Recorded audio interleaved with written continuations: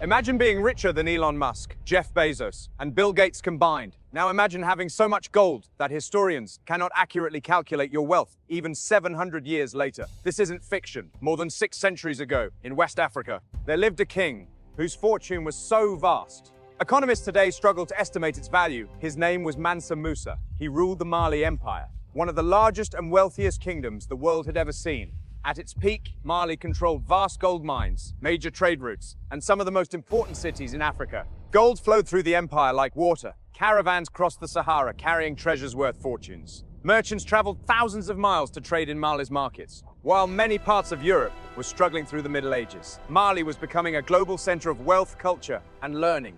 But Mansa Musa wasn't content with being the richest king in Africa. Soon, he would embark on a journey so extraordinary that it would leave entire cities stunned, kings speechless, and economies shaken. A journey that would make his name legendary across the world. This is the story of the richest man who ever lived. Long before Mansa Musa became a legend, the foundations of his wealth had already been laid. In the 13th century, the Mali Empire was rapidly expanding across West Africa. Founded by the great warrior Sundiata Keita, Mali grew from a collection of kingdoms into one of the largest empires on earth.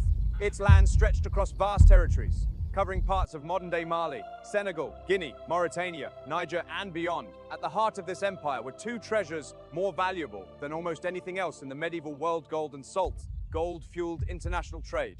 While salt was essential for preserving food and sustaining life across the Sahara, the empire controlled major trade routes connecting West Africa to North Africa, the Middle East, and Europe. Every caravan that crossed the desert carried wealth into Mali's growing cities. Among the empire's royal family was a young prince named Musa Keita. A little is known about his childhood, but historians believe he was highly educated, deeply religious, and trained from an early age in leadership and governance. His life changed forever when the reigning emperor, Abu Bakr II, became obsessed with exploring the Atlantic Ocean. Determined to discover what lay beyond the western horizon, the emperor launched a massive expedition and sailed away with thousands of men and ships. He never returned.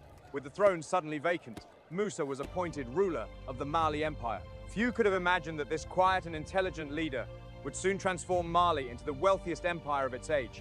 And before long, his name would become known far beyond the deserts of Africa. Before Mansa Musa became emperor, the Mali Empire was ruled by a man named Abu Bakr Abisa. Unlike most rulers of his time, Abu Bakr was fascinated by a question that few dared to ask: what lay beyond the Atlantic Ocean?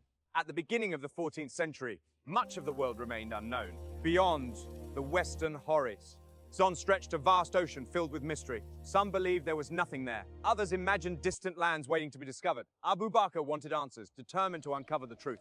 He ordered the construction of a massive fleet, unlike anything West Africa had ever seen. Shipbuilders worked day and night. Timber was gathered from across the empire. Sailors, navigators, and explorers were recruited for what would become one of history's most ambitious expeditions. The first fleet sailed westward into the Atlantic Ocean. Months later, only a single ship returned. Its crew told a frightening story.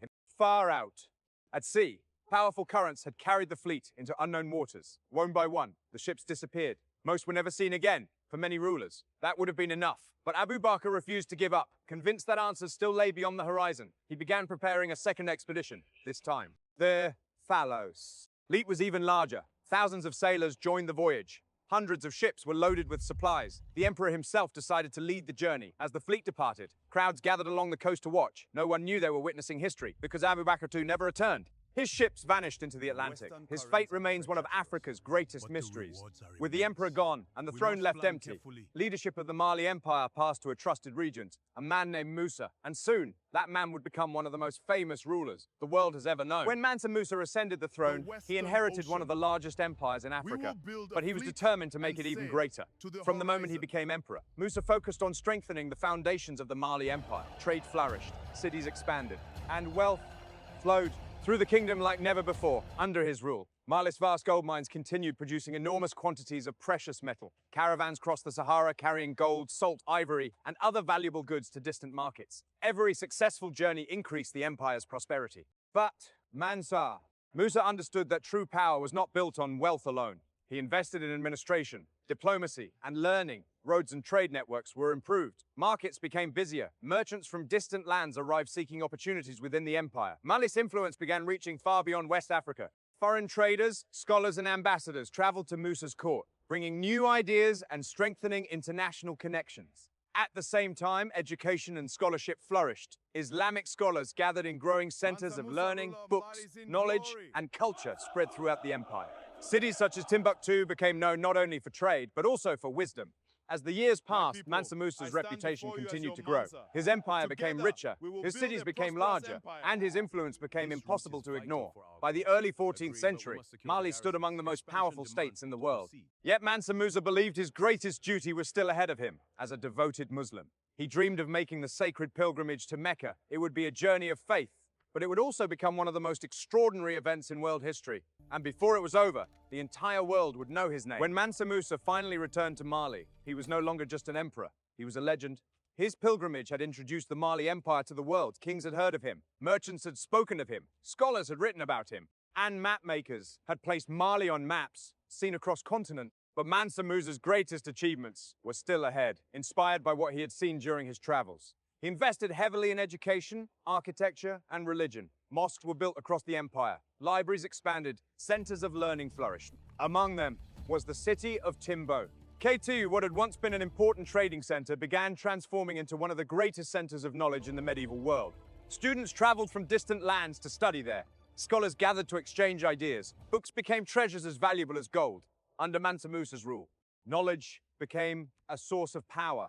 The empire reached new heights of prosperity, culture, and influence. Yet, like all great rulers, Mansa Musa's time eventually came to an end, around 1337. The emperor died, but his story did not die with him. For centuries, people continued telling tales of the African king, whose wealth seemed beyond imagination. A ruler whose generosity became legendary, a leader who transformed an empire, and a man who proved that greatness can be measured by more than money alone. Today, more than 700 years later, Mansa Musa remains one of the most fascinating figures in human history, not simply because he was rich, but because he used his power to build cities.